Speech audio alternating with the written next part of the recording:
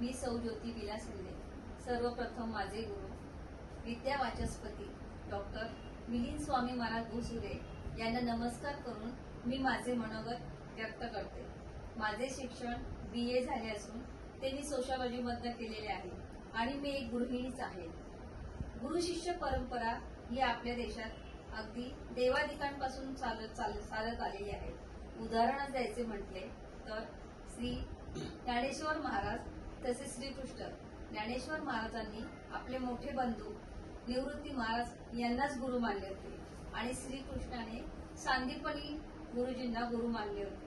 त्यांच्या अंगात एवढं सामर्थ्य असूनही त्यांनी गुरु केले होते। थोडक्यातच काय की प्रत्येकाने आपल्या आयुष्यात गुरु हे केलेच पाहिजे। गुरूंचा आपल्या मागे सदैव आशीर्वाद असतो, त्यामुळे आपल्यावर येणारे संकट कमी होतात। म्हणून प्रत्येकाने गुरु केलेच पाहिजे। श्री ज्ञानेश्वर महाराज तसेच कृष्णाला त्यांच्या जीवनामध्ये अतिशय कठीण अशा प्रसंगांना तोंड द्यावे लागले। ज्ञानेश्वर महाराजांना लोकांनी वाळीत टाकले। तसेच श्रीकृष्णाला जन्म झाल्याच आपल्या आई वडिलांपासून दूर व्हावे लागले।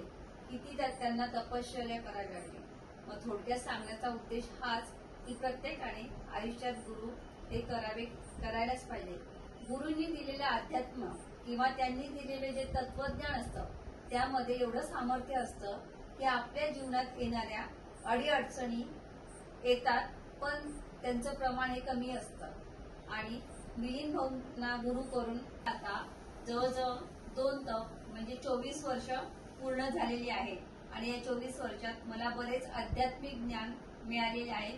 खूप छान माहिती मिळालेली आहे आणि सांगण्याचा उद्देश असा की त्यांनी दिलेला जो जप आहे तो जप करण्यासाठी माळ वगैरे काही लागत नाही। तुम्ही झोपताना, झोपेतून उठल्यानंतर, चालताना, गाडी चालवताना कधीही तो जप करू शकता आणि त्या जपातलं सामर्थ्य एवढं आहे की तुम्हाला कोणत्याही गोष्टीची भीती वाटणार नाही। स्मशानात जरी तुम्ही गेलात तरी तुम्हाला तिथे भीती वाटणार नाही किंवा काहीही बाधा होणार नाही। म्हणूनच गुरु करणं हे अतिशय महत्वाचं आहे।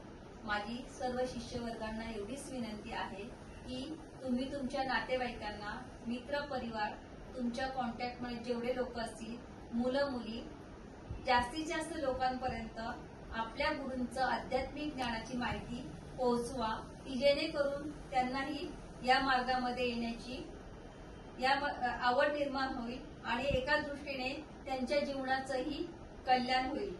एवढं सांगून मी माझं मनोगत येथेच थांबवते। जय सद्गुरू, धन्यवाद।